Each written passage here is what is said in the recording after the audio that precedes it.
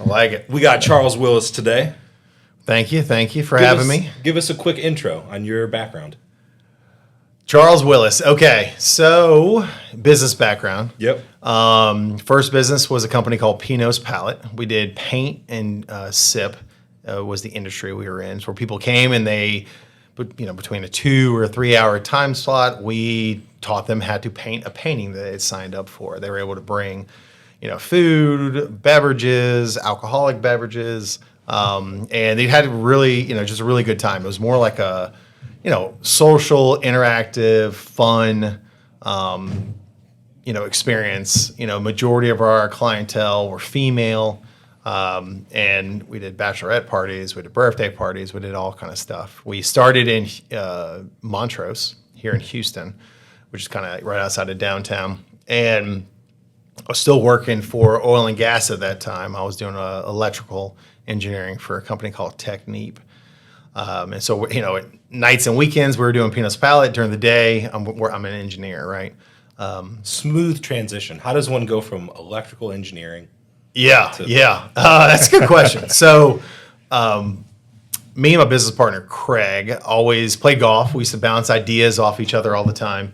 And he brought this idea to me probably 3 years before we actually did it. I told him he was crazy. We don't know anything about art. We're not the ideal clientele. But he keeps on telling the story of him and his family went to a trailer in Slidell, Louisiana, and they had such a good time. They brought a cooler of beer. It was him and his brother, his mom and his dad. So, 3 guys, and they had a great time. And he remembers specifically the owner showed up, collected everybody's money, took all the payments, and the owner left. And then the artist painted the painting with everybody, made sure everybody had a good time. And that kind of stuck with him. It's like, man, that is a fun job to show up, collect money, and get out. And just like anybody ever does with a business, you start counting the heads in the room. You paid $35 to $45. You do the math real quick. And you're like, man, that's not a bad night for just showing up, getting something, paying rent, art supplies, and whatnot. So he brought that up to me. I told him he was crazy. Fast forward, I get married to Beth, and Beth and I were talking about starting a business. And so one of the ideas I had, the least of the worst ideas, and it's still a bad idea, was infused oils. So at that time, we were cooking a lot in the apartment. I was doing a lot of neat things with flavors, and I was like, man, it'd be really cool if I didn't have to add all these seasonings, and you could just add, olive oil or some type of oil to the mix, and I already had these, Cajun type seasonings in there. And so I was making all these seasonings. It was stinking up the apartment. Beth's like, you can't do this. This is terrible. I don't want to live like this. So I'm like, all right, well, if we can't do that, what are we going to do? And so at that same time, kind of feel like God's hand a little bit.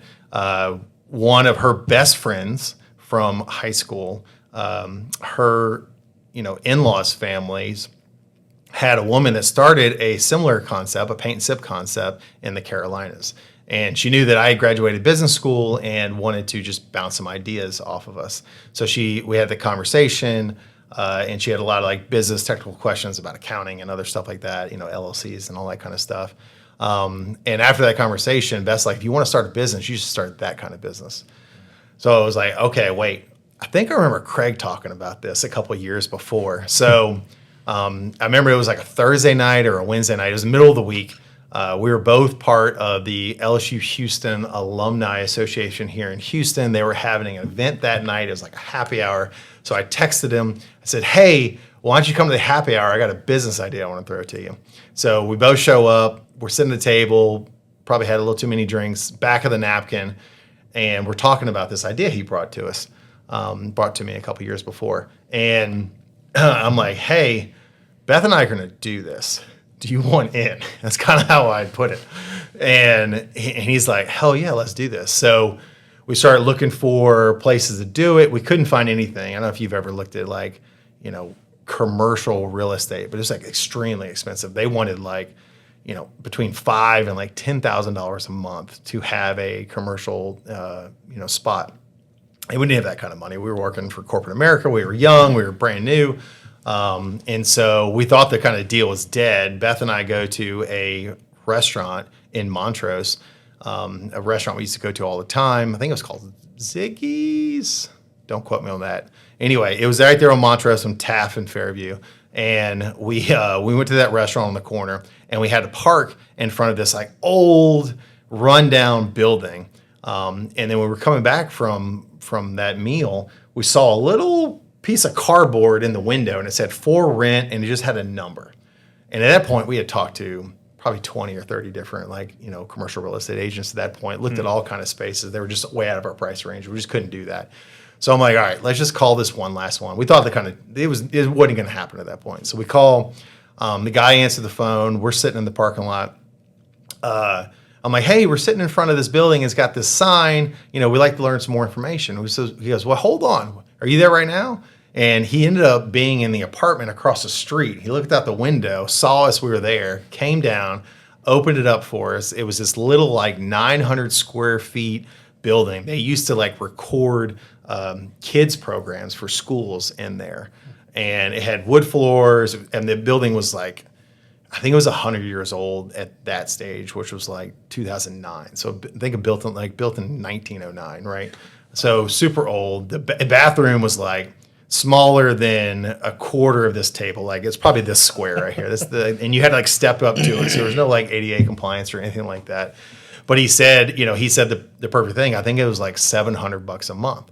And we're like, okay, we can afford $700 a month. So call Craig. He came and take a look at it, loved it, decided to sign up. And it was all utilities included for that. So water, power, everything was included at that time. It changed over time, but And at that time, you guys are starting this just with your own money. There's not an SBA loan. No, it's just us, right? So we're running back and forth to Home Depot 12 times at night, painting the walls ourselves. I remember one time we're up on a ladder painting it, and our business partner's like, "Man, that color doesn't look right. It looks all gray." And we're looking at it, it's like, "No, the color is blue. What are you talking about?" He goes, "Oh. It's probably because I'm colorblind. I can't see it." I'm like, oh my God. And at that point, we're arguing about colors of the logo. We were arguing about all these color things, and come to find out he's colorblind the whole time. So we ended up, bootstrapping it all from the beginning. We sent we go on Craigslist, and we put a job offer out for artists. And so we got all these people show up for the interviews. We interview them, we hire a few, we tell them what we're doing. They all told us we're crazy. This will never work, right? But we said, hey, just trust us. Let's try this. So we ended up having that first class. I think we had 3 people sign up for it. Well, the very first class was friends and family, but the first real paid class was 3 or 4 people. So me, Beth, and Craig would sit in the class, paint with everybody, act like we were customers, not that we didn't tell anybody who we were, and just act like this is the best time ever, right? So we did. Hey, tell your friends. yeah, tell everybody. I remember one time we had a Sunday open house where we had mimosas outside, and we're trying to feed people drinks while they're walking by, because that area is a big walking community, right? Try to get people to come in and check it out, and some did. But our big break was we were showcased in a blog, one of these local blogs, and that was about a couple months in. And at that point, moving forward, every class was sold out. We couldn't put enough classes on the calendar. It was sold out. How did you guys end up in that blog? Was it something you pursued, or they just didn't even know it happened? We used to get notifications to our emails every time somebody signed up, and we'd be texting each other, "Hey, another person signed up. This is awesome. We got 2 for this weekend." Jobs, all you guys. Yeah, we're still working day-to-day jobs at this point. So the blog hit. All of a sudden, everything's blowing up. We're like, "Oh my God, we have our first sold-out class." It was 35 people. That's a big deal. And we're like, what happened? What changed from, one Saturday before we had 3 people, and this Saturday? And then we come to find out, we went to the class and we started talking to people, and they said, "Oh, we saw you in this blog." So, obviously reached out to the person who wrote the blog and thanked them, and, gave them receipts and everything else. But from that moment forward, we were just packed all the time. So fast forward a year, we kind of had a choice to make. We're going to keep on with just the one studio and keep on working corporate America, or are we going to kind of make a run at this? And that was the kind of idea. And we decided to make a run at it, and that's how it all got started. Where'd the idea come? You said Beth and I wanted to start a business. You guys get married. You both have jobs. Where's that come from? Like, why did you want to start a business? I was bored. I think that's kind of what it was. I was very bored. Ever? Well, in engineering, it's like, yes, the projects change, and yes, where you're doing it changes, but a lot of the stuff, especially electrical engineering and instrumentation stuff, like a flow meter's going to measure the flow in a pipe. And great, yeah, the flow changes, but from job to job, you're just speccing out these flow meters, right? And yes, there's little nuances here and there, but it's a lot of the same thing over and over. And then you're talking to the guys that have been there for their entire careers, and I'm like, hey, what's happening next? This new job's gonna be super exciting. And they're like, oh yeah, it's super exciting. And then we get into the job, and it's like, I've already done this once. I know it might have more equipment, less equipment, different specs, but it's all kind of the same. So I was just getting bored. And I think that's where it kind of started. And this is, I don't know if Shark Tank was out then, but I think Beth and I I was kind of looking for stuff. And I think Beth was kind of just humoring me. Hopefully it would go away. Hopefully this urge would go away after a while. But she was the one that brought the main idea that catalyzed us into, doing this, nights and weekends and stuff. When did you walk away from your job? So 1 year later, we kind of had that, are we going to kind of shit or get off the pot moment? And then Beth and I had an internal discussion. Okay, if Craig's leaving his job and he was half the company and we were the other half, who of us is going to leave the job? And so we ultimately decided that since I was already bored at my job, that it would probably make the most sense for me to quit my job. And then Beth, she has a doctorate in pharmacy, right? So she went to undergrad and then pharmacy school, and then did her her stint in Dallas at hospitals. So she went to school for like 7 years, right? And so she was like, I think I need to work for at least 7 years before I quit my job. At that point, it was like year one. No kids yet, right? No kids yet. No kids yet. First kid came the next year. So year 2 in business. So what's that? Second year in business. Yeah. Well, so Addie came, it was May 6, 2010. And that's probably roughly the same time we opened up our second location in the Galleria area. And I remember because we had like the 1 year anniversary, and like Addie was like in a car carrier, right? And we like brought her, and we had this like party at a bar. Well, we brought Addie to the bar. And then fun fact, my brother, he ended up meeting and marrying one of our original artists from the first studio. And they're married with, 2 great kids up in Philly right now. And so kind of a small world, and, how things, kind of weave together. It's kind of nuts. So what happened in the business to make you say that, like, hey, that I can do this, that I can leave my job and do this full time? Like, was there, I booked out so many classes in a certain time frame, or? Yeah. I wish we had a good or just like, hey, process like that. It? I think because we were selling out and we needed more space. We needed more space to fit more people. And we kind of looked at that point, we had like the zip codes of where everybody was from. Yeah. And so we were looking at the different zip codes, and then we started looking for space. And at that time, we were okay with spending a little more money in rent. And so we went to a place that was at $5,000 a square foot because we could afford it, really. Yeah. Now, at this point, we've taken zero money. There's no salaries, right? So Craig's living off savings. Beth and I are living off, her job, and she just had a kid, right? We just had a kid. So we're living off with a kid and not having any money. But then Galleria opened up. It started out of the gate. It just started doing really well. And that studio was 3 times the size of Montrose. So, we were able to really increase our revenue stream. And at that time, I think we started paying ourselves like $1,000 a month. Something like that. It was super low. It was something like just to like cover, some things that are out there. Right. It was super. And at that same time, we had somebody out in Katy. We actually had these 2 couples in Katy that came to us, say they wanted to open a Pinot's Palette in Katy because they saw we started being, showcasing a lot more newsletters and a lot more magazines and stuff like that.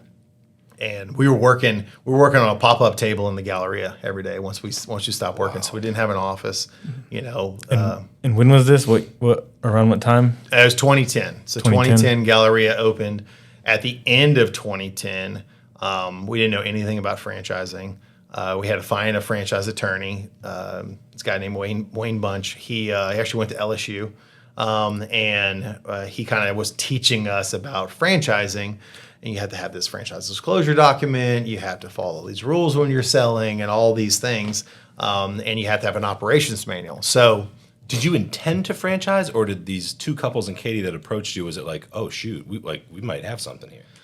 it was, that's a good question. I think that we know we wanted to grow. Growing through franchising, you're able to grow faster, but you're going to control less because you're ultimately giving somebody the rights to your name, your processes, your back-end software to, operate underneath your name, right? So if they screw up, it could be really bad. So the idea was the first one we were going to do it in Katy. If they screw up or fail, we can go out there and we can kind of save it and make sure the quality is where we want it to be. And I think that couple is the one that got us thinking about franchising. Before they came, we weren't thinking about franchising. We were thinking, okay, things are good at these two studios. We'll open up a third studio next year, and we'll just keep on growing that way. But they were the ones that kind of really pushed us to do the franchise route. Did you have all that stuff in place before you sold that franchise and they opened, or was it like, hey, we're just figuring it out as we go? So we had our FDD in place. Okay. FDD was in place, followed all the laws at that point. We had the outline of our operations manual, but when we went and trained them how to do everything, when I was teaching, Craig would be sitting there typing out the operations manual based on what I said. And when he was teaching, I'd be sitting there typing out what he said. And that was like the first version of the operations manual that ended up being used to train future franchisees. And it obviously changed over the years, but that was the first version. So we didn't have the operations manual, we'll call it complete, but it was started at that point. And it was crazy. It was crazy times because we're there every single day for a week, training them, going back multiple times, and still running our other two studios. And then, with franchising, they pay a franchise fee, right? And so the franchise fee, we're like, wow, there's a check, right? It's like, oh, wow, what are we going to do with this? So Craig and I actually went out and we each bought a golf club. I remember it was like our celebration. And the rest just got put into the company because we were building our own software at that point too to help run the business. If you think about it, it's kind of like Craig always calls kind of like airline software, where the flights were the classes and flights, classes change. People want to move class to class, so you had to control all that movement. And so in the beginning, we were just running off spreadsheets, and think about how crazy it is for 35 people at one studio for one room, 7 days a week, 2 on the weekends, right? So you're talking, you had 9 classes in a week. And sometimes we try to force 10 in there, right? We'd have a early afternoon or early before noon, afternoon, and a night class. And so you're tracking all this in a spreadsheet, and now you just quadrupled the size. And so now you have 2 spreadsheets going. And so we started creating our own software so we could kind of control all that because we'd make errors. I remember we would send, we always wanted to be high customer service. So we would send emails to the customers that, hey, you got a class tomorrow night. Remember to bring your blah, blah, blah, blah, blah. Arrive a couple minutes early. So excited to see you. Well, at that stage, we were kind of messing up. And I remember I was sending the wrong class email to the wrong list of customers. And it was kind of all over the place. So you started seeing a lot of human error when it started getting big. And that's one of the things that kind of helped us from competition. If anybody started up, we kind of knew what they were going to have to go through. As if they got any kind of traction at all, they would just collapse because it was a big customer touch point business. You had the class, and the class is probably the easiest part of it all. Tracking people's money, their reservations, phone calls, issues come up last minute. That was a lot of time, and you had to be perfect. If you mess up anything in a spreadsheet, there's no tracking of who messed it up, when that messed up, and all that stuff. So, yeah. So we had the second one. Galleria opened up, and then we have our first franchise. They opened up I think they opened up the 29th of December in 2010. So we just called it 2011. And then we ended up selling 3 more. It was Tulsa, Austin, and Dallas the next year. So now we had 4 franchise studios. training them, getting them up and going. And now in Oklahoma, we had our first studio that had to have a bar because you could not do BYOB. Everywhere else is in Texas, you can do BYOB. So they didn't have bars. So we had to learn that, and we had to create software, a point of sale, to actually check people out in the studio, right? And so that was the second year, and then from there we opened up another one of our studios, and we sold another 8 franchisees, and then it kind of just started snowballing from there. We started bringing on employees. We started getting out of the studio. We had an office, probably maybe a little bit bigger than this. The first office, it wasn't very big. It was Craig and me. And the first person we brought on, her name was Mari, and she sat in there with us. And then after a while, she's like, "Guys, we got to get a bigger office." So, and it wasn't. Luckily, we were like in Boxer Properties here in Houston, and so they allowed us just to move to a bigger office. And then we couldn't have been in that office too long. We hired like 2 more people, and then we were too packed in there, so we had to move to another bigger office. And we ended up I feel like we hit in this building because we were in the same building. Their offices right off Harwin and Beltway 8. We had to move. I think we hit every single floor other than floor 1 at one point, and they had 6 floors. So we had to move like 5 times. That's just incredible. To get bigger and bigger. Yeah. What was fueling growth like that? Man, it was a really hot concept. We had a competitor in Louisiana that was really doing really well. And we were like the first ones in Texas. And so we started doing really well in Texas. And then they started expanding, and because they were expanding, then they got to compare what was the difference between the 2 concepts. And then other ones started popping up too. You were the first in the Texas market for this concept? Yeah. Nothing like it existed before? Not that we knew of at the time. Wow. Now, there was some in the Carolinas. We think the original concept started in Alabama, this small company in Alabama that's not around anymore. And that's when everybody kind of fed off of that concept, and it grew to Louisiana first. And then the Carolinas, and it's funny because the big company we competed with was called Painting with a Twist, and they actually own Pinot's Palette now. They own it, and they started in Mandeville, Louisiana, where I went to high school, where I grew up in. The person in the Carolinas, also from Mandeville, Louisiana. What? So, and then where this concept came from was in the Alabama area, and what we think is that, we all kind of went to LSU, and so we traveled for football games. And so we think one of the things was they went in for a weekend for, LSU versus Alabama. They saw the concept, brought it back to Louisiana, opened it up. But it's kind of crazy that at one point, Mandeville, Louisiana, the small town, it's not small anymore, but a small town, a suburb of New Orleans, is where like kind of the paint and sip industry started, and it's still at. Paint and Twist is still there. That's incredible. It's crazy. It's kind of nuts. So I imagine being a franchisor is like being a landlord with a bunch of tenants. So yeah, it's so you're just putting out a bunch of fires, right? Man, we're gonna jump into fires. We can jump into fires. There's tons of fires. Where did like the big problems start? I think so. Money solves all problems, right? Yeah. And so we were killing it and we did it for 14, 15 years before we sold it at the beginning of 23. And so back in, I think it was 2018, somewhere around there. So, 9 years in, let's say 2017, some 8 or 9 years in, we were opening studios, and they just weren't performing as well as some of the other studios. And at that point, we had all the data analytics you could think of. We hired companies like Buxton to run. We gave them all of our customer data. They outlined it and identified who our ideal customer was. They put that ideal customer over the entire United States and then told us where the most profitable studios would be in these general areas. And so we started looking for franchisees in those general areas, right? And then around that time, we had opened a studio, and it just wasn't doing the sales we wanted it to do, right? We projected it to do. A franchise studio or a franchise studio? Okay. A franchise studio. And we had one of ours too that we opened in Oklahoma City down in Bricktown. That just for the first couple of years, it just didn't do the amount of sales we had projected it to do.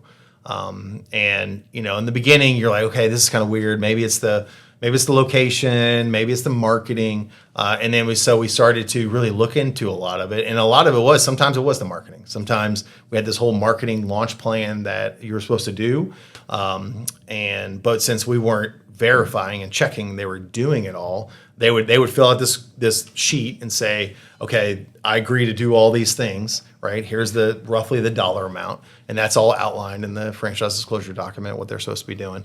And we've come to find out they just weren't doing it. So we kind of chalked it up. Okay, you weren't doing your marketing. Let's get your marketing up and going. That was some of it. Some of it was, they kind of didn't tell us the whole truth of where they're getting the money from, and they spent all the money on the build out and everything. The build out. That was probably the biggest. That was one of the things I was kind of ahead of, is that we had franchisees wanting to put waterfalls in their studio. We had franchisees that wanted to just make it this palace. And we had really nice things in the studios, right? We had concrete stained floors. We did big bathrooms because we had mostly women, right? So really nice bathrooms that were going to be clean all the time, right? We had, our standard colors for the wall, logos, everything. But we would fly out to do grand openings with all the franchisees, because we always sent somebody out. And then we always had them come and train in Houston too. So we'd be here in Houston for a week, all the training. We trained them from not only how to run a Pinot Palette, but a lot of people how to run a business. How do you run accounting software, right? QuickBooks, right? So we kind of taught them all this stuff. But they're kind of drinking from a fire hose for a week. And there's always documentation to follow it up. But you guys know that people don't want to read, right? They kind of want to be told. So we had to create like a ticketing system where they would send in questions and we would answer it. But we would go to these studios, back to the build out, we would go to these studios and we'd walk in and we're like, what is this? And they're like, oh, well, this is the extravagant area where people are going to put their food. And I'm like, well, how much did you spend on this? And they're like, oh, it was only like $20,000. And it's like, okay, whoa, your build out total is only supposed to be up to this point, because you spent not $1,000 on this area, you spent $20,000. Now you're $19,000 over your budget. And then fun fact, now you don't have money for marketing, you're telling us, because you spent all that money on that build out when you didn't need to. So we started to really focus on build out and stuff like that, trying to keep costs down. But just like anybody else has never done a build out in a commercial real estate space, they talk to the general contractor. The general contractor says, oh, you need to do this, tell me an answer right away. And they tell the answer, then we'll hear about it the following week. We're like, no, that's not what you should be doing. You should be doing this. Why are they not sticking to the plans? Because we would actually draw out spec diagrams of each and every studio of where everything should be. We had specs of what it should look like, how it should be built, to try to reduce costs as much as possible. By this point, you're a well-oiled machine. Like, how many franchisees do you have at that point where all this is happening? We were probably at 130. Yeah, so it's 130. Yeah, we knew what we were doing. If you followed the plan, it worked. And things would just happen. We had studios. Yeah, that was the major thing. They would go through build out. They would make exceptions because somebody told them, either another franchisee told them something that was not correct, and that happened a lot. Or a general contractor told them something that you had to do A or B, and they picked the wrong answer. Or A and B wasn't the solution at all. It was actually C, and they just didn't know any better, or they didn't call us to ask. So build out was the biggest thing to get the marketing dollars back out there. So I think that's when it started, and then we started pulling back on selling new franchisees fully to try to find out like what's going on with these people that weren't making the money they should be making. And at that point, we probably had 25 staff, if you include the calling center, so that was one of the things, one of the problems. People wouldn't answer their phone. So franchisees wouldn't answer the phone when somebody was calling for a private party, or they wouldn't respond to an email. And we're like, well, what do you mean? That's like money is trying to call you and say, please take me, and you're not even answering the phone. I can't even, why? How does that happen? I don't know. So what do we do? So being a franchisor, we think we can fix everything, right? Because we want to fix it. And hey, we fixed things before, so why not? Why wouldn't we be able to fix this too? So we started a call center. All right, so I took my head of operations at the point. She had call center experience. Her name was Adina. She was fantastic. She started hiring people, bringing people in.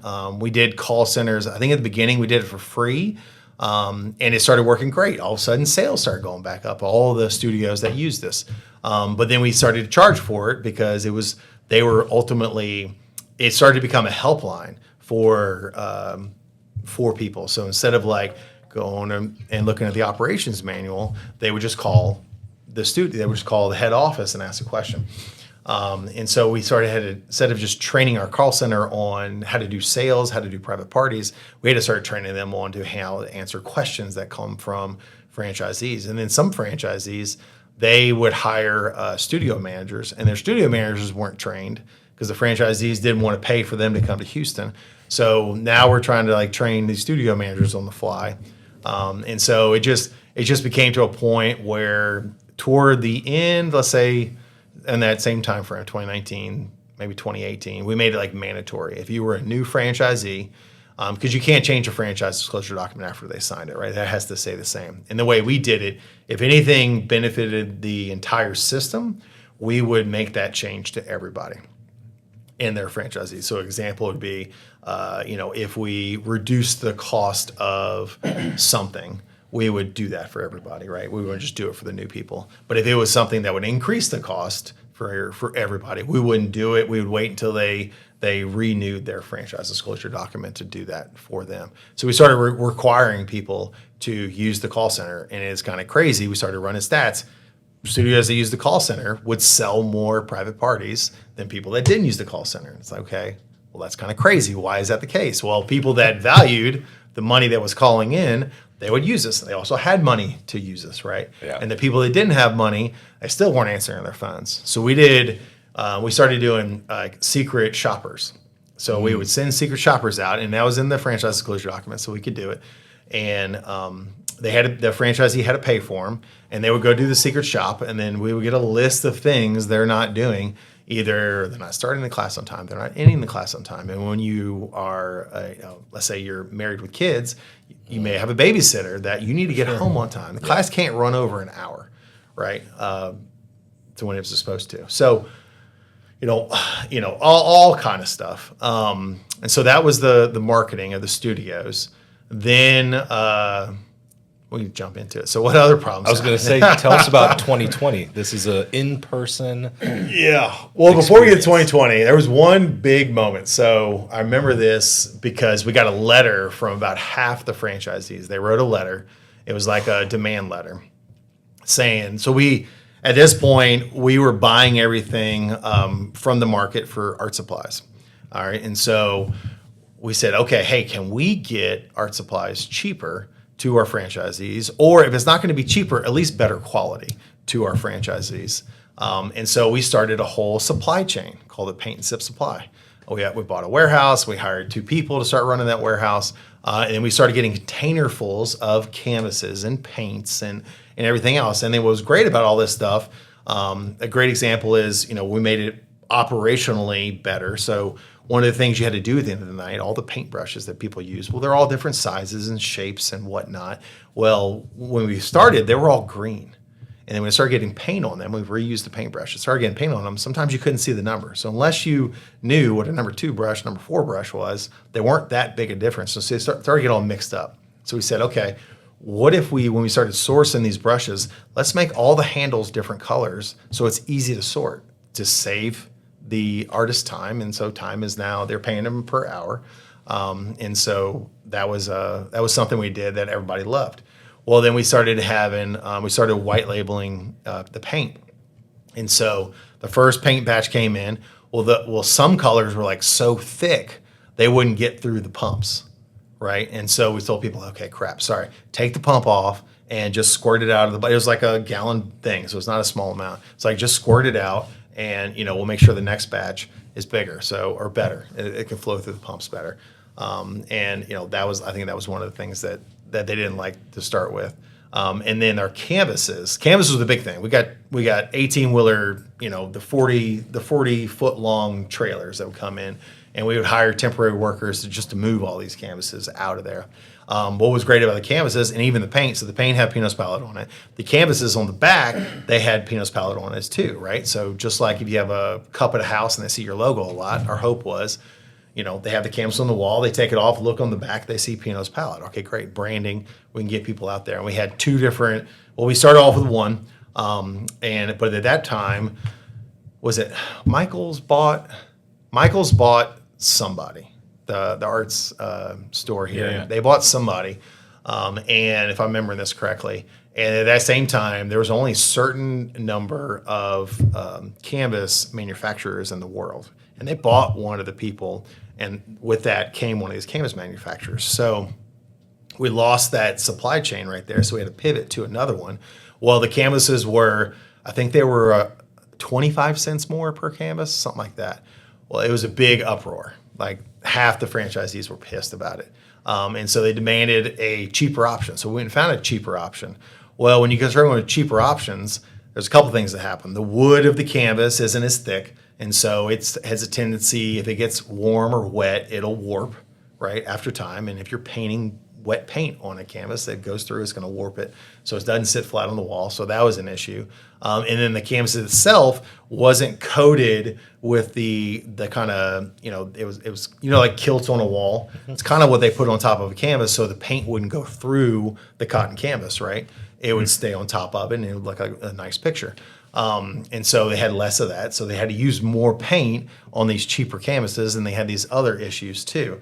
And then we ended up getting, a letter from half the franchisees saying, we are not going to buy, canvas or any materials from you anymore. And then all these franchisees signed it. And that, I think that was the start of like major issues. And that was a decision point we had to make. Do we enforce it that they buy supplies from us? And at that time, in all the business classes, what was I can't remember this sandwich company. Was it Cuisinart or something like starts with a Q.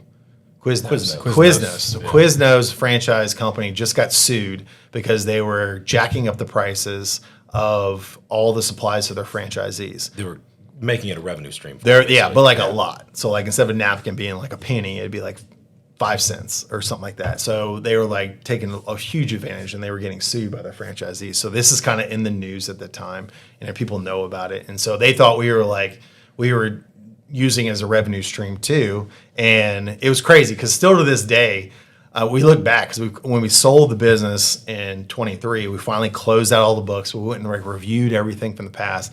And we go look at paints and supplies like, man, we lost a shit ton of money in this company throughout the year. Why did we not close this thing earlier, right? This was stupid. Did you a favor. Yeah. So anyway, at that time, we did that. And all of a sudden, we decided not to enforce requiring franchisees to buy canvases from us. And so what happens when you stop using quality control for materials?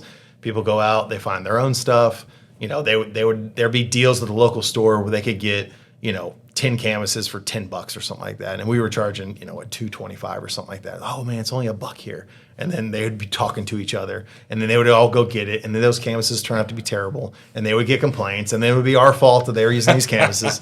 So, and it's like, other than just being the I told you so guy. And then there was a canvas shortage. So is that a COVID canvas shortage? No, it was before COVID. So before COVID, they had this canvas shortage, and then everybody's trying to come back and buy canvas from us because they can't get it. And it's like, guys, we don't have the stock we had when you guys told us multiple years ago. We kept the stock for the people that are buying it. So people that are buying canvases from us, they had canvas, but the other people, they got screwed. They had to go run around town and go buy canvases from any place that would sell a canvas, right? And they didn't even care size, quality, anything. They were just trying to get canvases. So, it was a good I told you so kind of moment, but it's also terrible because you have franchisees that are doing operational things running around town when they shouldn't. They should be doing marketing. They should be answering the phone. They should be answering phone calls, be on Facebook. I can't get over the not answering the phone thing.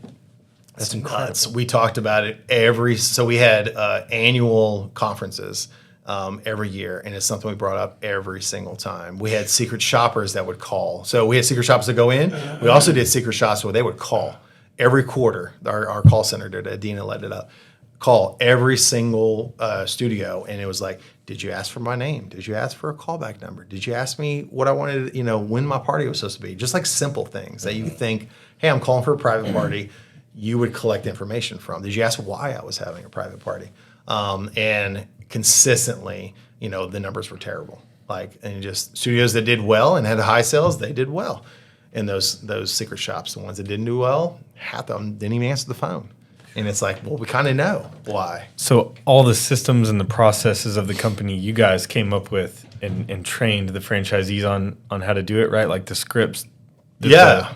Well, it's kind of like, so we kind of came up with the first ones, right? And then we kind of learned over time with more and more franchisees, more and more examples, and we kind of just, it evolved. So we always told people, we ended up making it like a digital operations manual because it would change all the time. And the franchisee would get auto notifications whenever it changed. And if somebody had a new idea, we would share it out with everybody. Like, oh man, we can increase revenue by doing this. Or hey, if you thought of, partnering with a local restaurant and you can have the menu in there and then you upcharge 10% on the private party and you make 10% on the food, right? Just by you calling and making the order. And that takes it off the private party person, that's the paying customer to having to go do that. So it would change and evolve. Yeah. How much pushback did you get whenever you changed something in the operations? Like with us, we changed something in our sales process with all of our technicians. It's like the end of the world. Like we just uprooted their whole life, Yeah, I mean, some people, were great at it. They would do great. And some people were like, we heard a lot of that wouldn't work in my market. Yeah. Which is like, please just try it before you just assume it won't work, So we had a lot of that. Yeah. You said market and made me think of this. Where is it just throw a dart at the map where you guys all over the country, these 100 plus franchisees or concentrations in certain areas?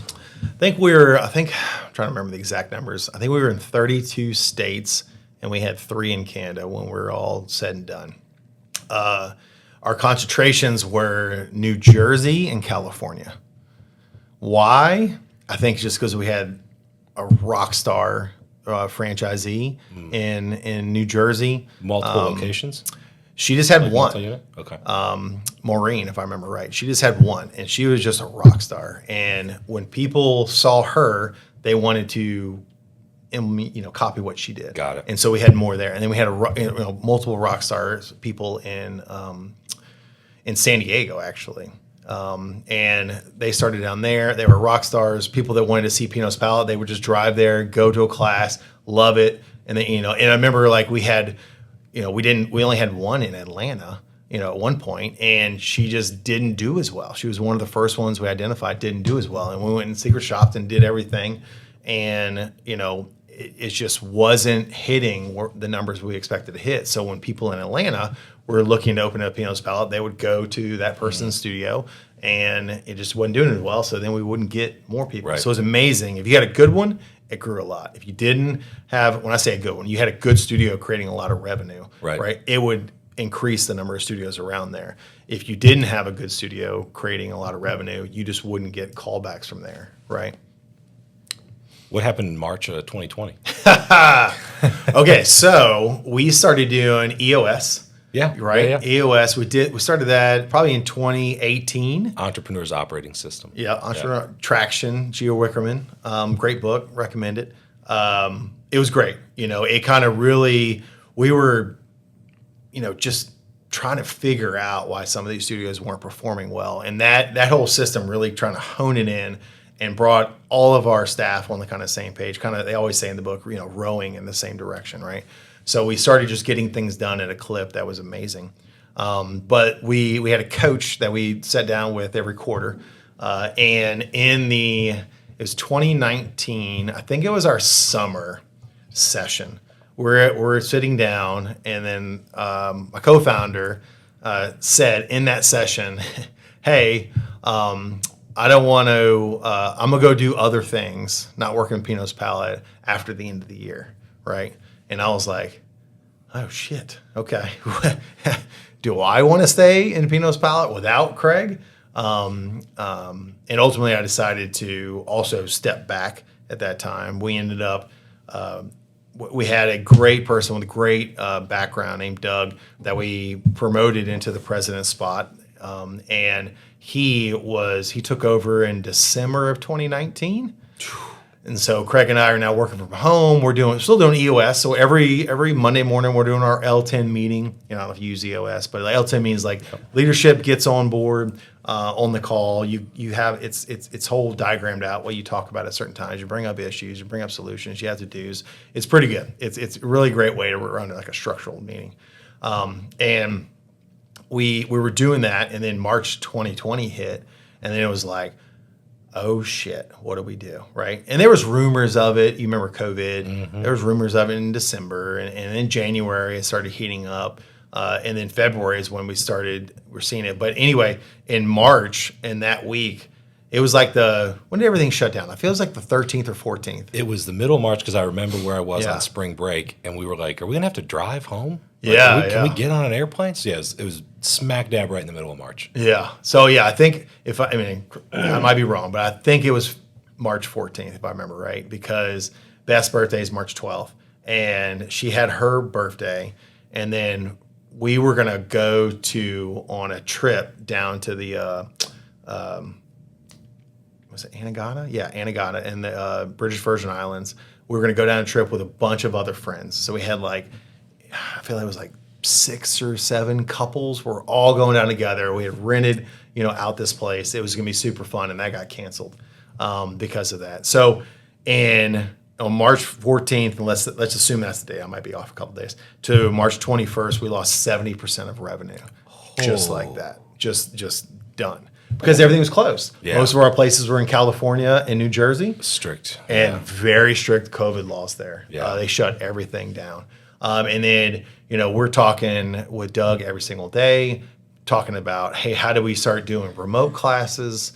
So we ended up started making take-home kits where people could drive to the studio, pick up the supplies, and then they would take our actual instructions that we made instructions for every one of our paintings from the very beginning, because we wanted to make sure that no matter who taught our paintings, no matter which location, which artist, they knew exactly the steps to complete that painting and the way we wanted to teach it. So we know we would get done in a certain amount of time. And that was one of the big things, too, we had for Pinot's Palette that other systems didn't have. So it worked great because of it didn't work great, but it worked because we had those already created. And so then we started doing virtual classes where people could log in, and we had to figure out how to do a virtual class, how to do all these things. But there was just, it crushed. And we went from 150 locations to about 100 and by the end of COVID. So we lost a third of our studios. From 20 to 20, say 21, something like that. Yeah, 20 to, let's say, end of 21. Yeah. Yeah, we lost a third of our studios. Some of them that maybe weren't doing well decided just not to open. Can't blame them. After it was all said and done, because their landlords would say, hey, I'm not going to hold you to this lease. And we weren't going to hold them to the franchise agreement because we understood. The ones that did really well, they didn't do great during COVID, but they did better than others. Yeah. So it was, we did all kind of things to try to just keep it afloat. We kept all of our in the beginning, they were like, okay, 2 weeks or 2 months. No big deal. No big deal. So we kept all of our staff through all that. They all started working from home. We had to figure out the work from home thing. Which was crazy. Luckily, we had EOS, so we had these prescripted meetings that were always happening with people and what people were doing. But it was rough, man, because you would talk to people on the phone, and they pour their heart, soul, life savings into their business, and nothing they did, but nobody could come. And so it was rough. So a lot of hard conversations. Doug kind of sadly he had to take the brunt of most of that because he was the president at the time. We asked, the employees to take a pay cut, because the first time in history, other than the first couple months that we started back in 2009, it's the first time in history we were we were in the negative, right? PPP came out that helped us keep people on for a couple more months, but then we eventually, there was no end in sight in some of these places. So, Texas kind of started opening back up a few months later here and there with restrictions and 3 foot apart and all the things they did. But like California and New Jersey, they were closed for a very long time, so. Is that where the majority of the units that closed down were, on the coast? Yeah. Just because of the numbers, because we had so many there, I would say, yeah. But there was, I don't think it was specific to any region as a percentage standpoint. I think that we kind of lost it a lot of people across the board. But what would silver lining? After COVID, after everybody opened back up, a lot of the competition that we had also went out of business. They're gone. Right. Yeah. So the only business in town was us. So when everything started to open back up, the studios opened back up, they started killing it. They started doing really well. And up to the point to when we sold it in the beginning of 23, we were up in sales. Our studios were making more money per studio on average than they were pre-COVID. Interesting. Yeah. So they were doing well. How did a sale come about? Was it intentional or just opportunistic? Someone called, and how'd that all come about? We knew the buyer from just being in the franchise space. In Houston, there's just not a lot of franchisors. And so we kind of knew him from conferences and, became, good friends with him, over, business-wise over time. And we asked him for a meeting to go and sit and talk about, hey, what does selling look like? Because he had just sold Code Ninjas that year we started talking to him, so 22. So we were just asking, hey, what does it look like? What steps need to be done? This is where we're at now. We're kind of at this point where we went to this kind of skeleton staff, and we had two choices. Again, just like in the beginning, we're going to stay in corporate America, or we're going to try to do Pinot's Palette big time. We had a decision to make. Are we going to jump back into Pinot's Palette and start going through growth mode again? Or are we going to just pivot and let somebody else that's better capitalized to put a lot more money back into it and start growing it again from them? And so ultimately we decided what was best for everybody, including our franchisees and our staff, was to start talking to people about selling. And so we started having that conversation. We started talking with him, and he ultimately said that, what about me? I'm interested in buying it. I just sold the company. I have a lot of extra capital I need to deploy. And so we were like, okay, what about you? Which is kind of weird dynamic because we were asking you all these questions that we didn't know about selling. And then he's like, well, maybe you should sell to me. You already showed him your underwear. Yeah. So now he knows everything. And so we were talking to him for 6 months, getting the information out there. When you sell a company, you have to all this due diligence you have to do. I mean, they want to know everything so we had to collect so much information and get it out to them. And we had, I don't know, it took forever. We had 2 full spreadsheets, 1,000 lines each, keeping track of who was supposed to be getting what, where was it located, all these things. Because in franchising, you have to track it all. You have to track all your franchise disclosure documents. You got to track all your leases. You got to track all your contracts. You got to track all this stuff, right, with everybody. Luckily, we had software to help with that, but we still had to go find it all and make sure we could get it in, because a lot of people that were in charge of that stuff, weren't with the company anymore. So we're like, okay, crap, this person was in charge of this. Can we go look on our computer, because I don't see it on the database, and find where it is? And so we kind of had to write all that. We had to do sales projections for the past or for the future and look up the history of the sales of that studio. And then after all that, they kind of went dark on us. And we thought, okay, this isn't going to work. We need to, we're going to have to step back in and grow this until we can find a strategic buyer. Because we didn't want to sell to I don't think we were big enough to sell to a venture capital firm at that point, because they like to have, over 100 locations. And I think we were right under 100 locations at that point, in the high 90s.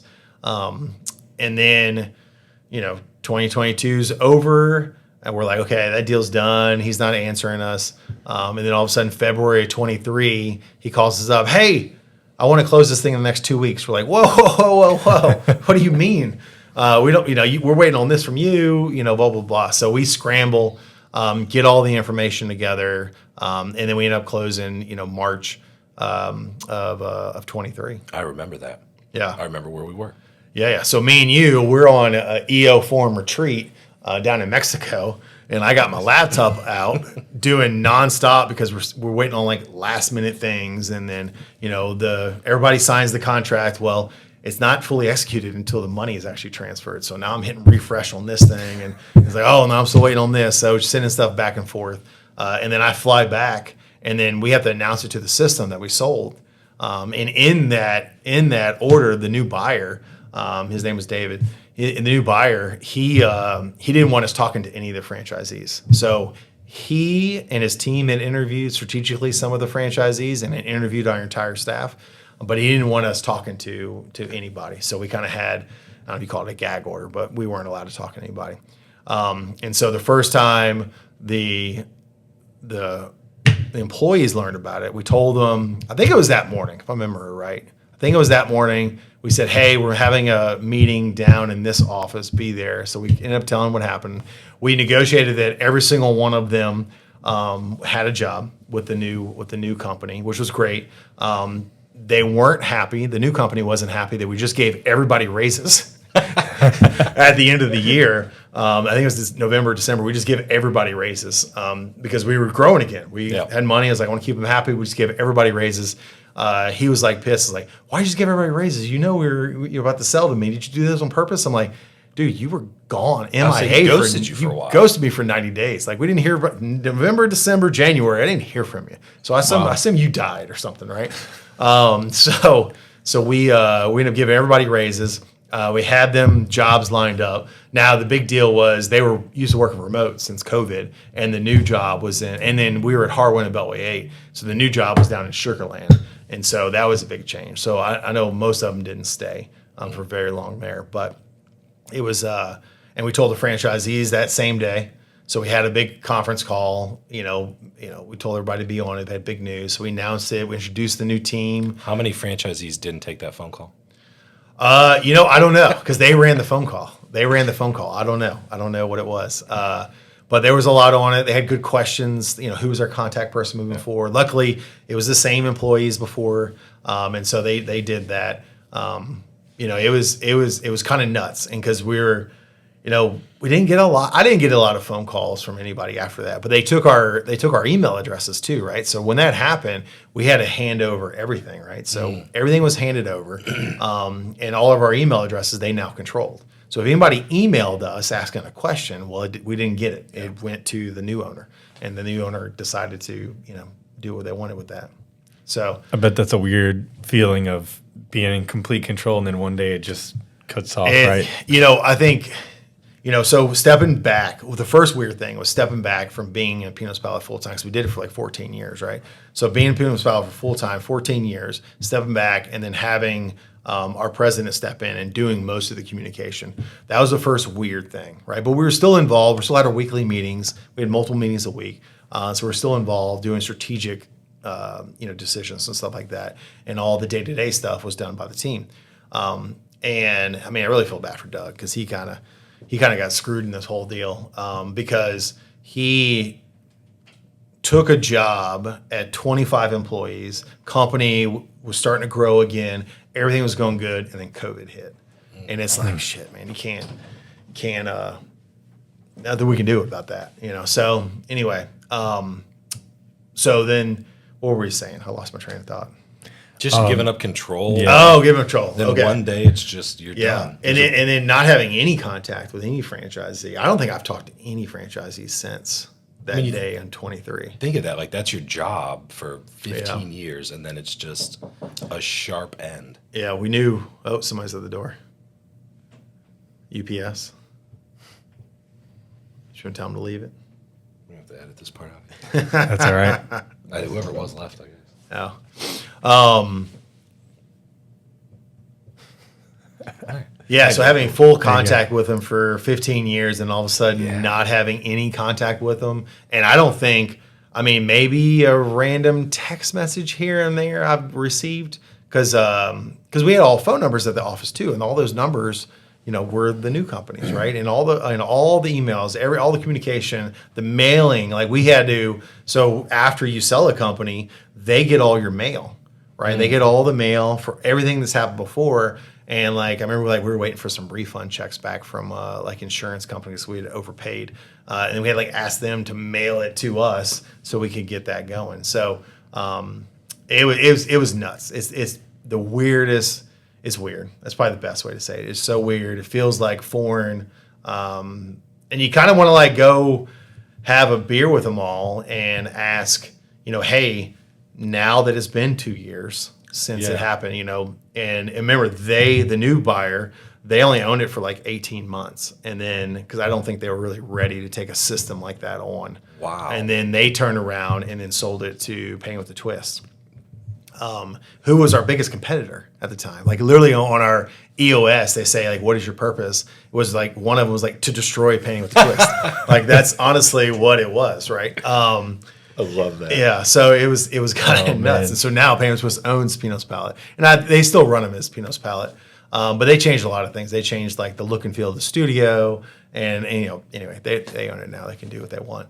But I would love to know like, okay, hey, you went from a team of 7 to a team of 50 with the middle buyer. Now you have a team of probably more than that, 75 with Painting with a Twist. Like, do they feel more supported? Do they think it ultimately was a good decision? Do they feel more buy-in? Now they have multiple brands under Painting with a Twist, right? Because they bought like a pottery company, right? They bought another paint sip, and then us. So they have multiple brands, and so they is there synergies with that? Are they still seeing sales growth? Are they happy, right? Yeah, hopefully they are. I know they have more support than they've ever had before. So I mean, we'll see. Yeah. But it always comes with headaches, I'm sure. So what's next? What are you working on? Anything right now, or? Yes, we're still in the first question. What is Charles doing? So, the next thing I did when I stepped down in 2019 is that I started doing consulting work. And so companies would reach out and they would want me to review their FTDs, right? And so I'd review their FTDs and I would tell them what I would do if I was in their shoes, the whys behind it. Why does this matter? So it's kind of like all those things we've learned, we kind of became experts in franchising, really. And because we didn't have any background, we might have learned some bad habits along the way, but we were always pretty open. That was one of the unique things about us, that we always wanted to do what was best for the franchisee, right? And what was best for the system. Even though, and if anybody's watching, if any decision ever was made, I guarantee you at some point we thought that was best either for the system or for the franchisees. We never really did what was best for Craig and I, right? And that was something that's really unique. So if something wasn't working and something was an issue, we may not be able to solve it right then. It may take us a while to solve it, but eventually we at least tried to solve it in one way or the other, right? And so anyway, so became kind of an expert in franchising. So I think I ended up, reviewing, working with about 7 different brands, reviewing their franchise disclosure document, having phone calls, going to check out facilities. And then I started working with a technology company here in Houston that was really, they were backed by a bunch of money, and they needed some operational help. So I stepped in and started doing that. They were doing great, and then I had a lady that was doing she was doing DEXA scans, and so I was kind of working with her for a little bit, a couple months, not super long. And so I'm doing all these little jobs here and there, enjoying the free time a little bit, hanging out with the kids. Golf game's getting better. Hanging out, a lot of kid stuff. How much kids school stuff that I miss over the years, right? And so doing a lot more of that, doing a lot more carpool dad. So that was all good. But again, you're not being the boss, right? And so I kind of I started to look to buy to other businesses. And I was thinking to myself, there's so many baby boomers that are retiring that their kids don't want to take over their companies. Why not? And this was my thought in 2019. Why not go and look for those, buy those companies, learn that industry, and then start bringing kind of all the business expertise I know to that company that maybe hasn't changed that much over the years, and then start growing that. That was the idea in 2019. Well, 2020 hit. A lot of those businesses got wiped out. The businesses that didn't get wiped out, they got PPP money and employee retention credit money, and so they just got all this money flowed into them, and so they stayed open longer, right? They didn't need to sell. And then they also realized that I was looking for companies that I would have to dive in and work in full time. And what I really wanted to do is go in that had a working staff that I would go in and, bring best practices to, have them grow through whatever kind of means necessary. And that was always crazy whenever I talked to business brokers. They're like, whoa, paint and sip and franchising. So all you should be looking at is paint and sip and franchise. And I'm like, well, I was an engineer before. I didn't know shit about paint and sip. I went and did that. I think I did a pretty good job at that. And then, I don't want to have to go and do that. It's a lot of nights and weekends too, because that's when the customer, I told myself I didn't want to do nights and weekends anymore. And so there was a couple businesses that were interesting that I put some LOIs out on, and they didn't end up taking them, which I think in the long run is probably a good thing. And I had a friend call and said that, hey, I own this compound pharmacy. Let's do a telemed company together. So that was the first thing that started. We started doing that in 2022, beginning of 2022. Started working on that, and we just launched that company December of last year. That's how long it took to get that up and running. Finding the right software background, finding the right requirements that you had to get, doing all the things.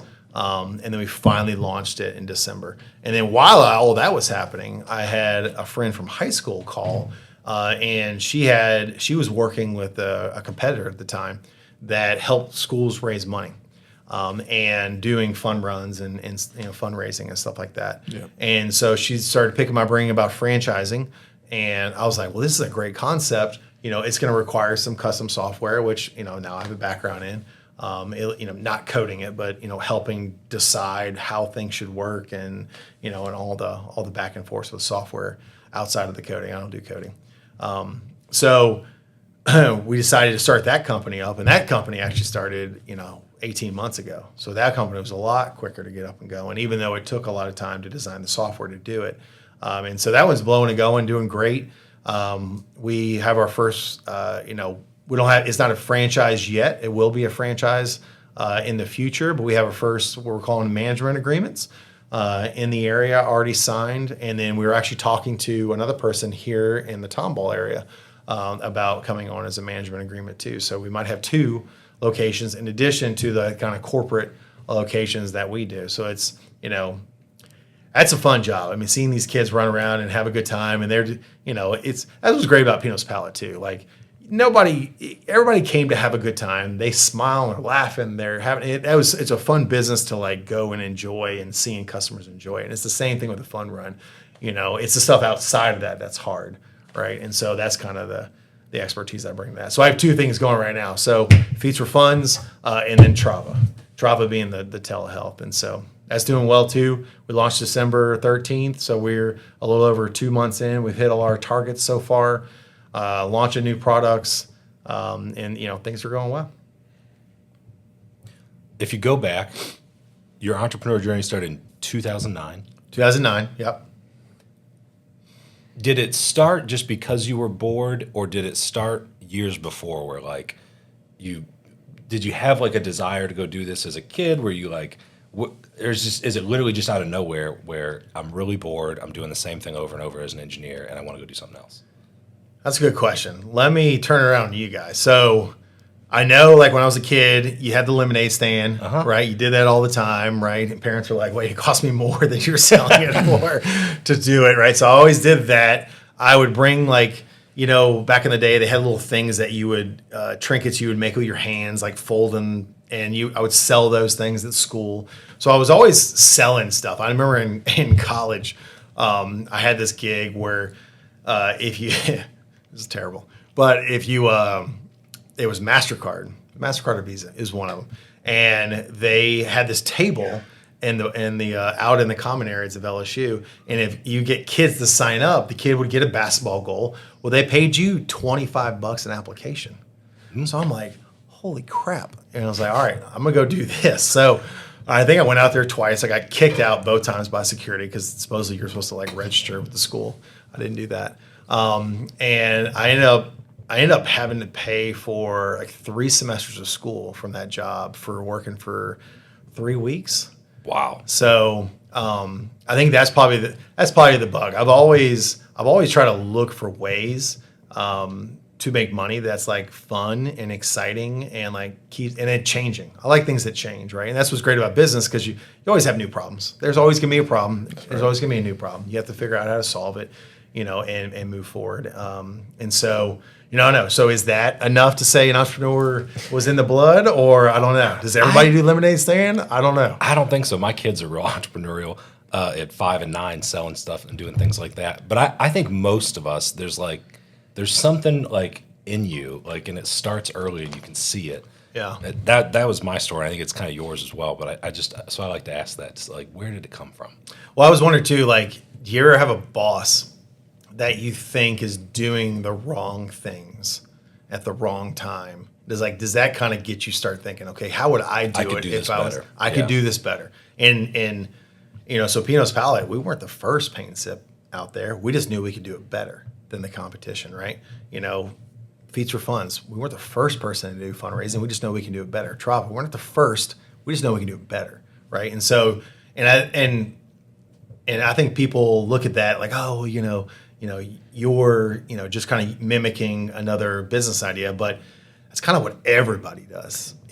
Amazon was mimicking a business idea. Microsoft. I mean, everybody, unless you're like building the iPhone, which there's not a lot of those groundbreaking technologies out there, you're mimicking something that's been done before, right? Lawyers, doctors, everything's been done before. Yeah.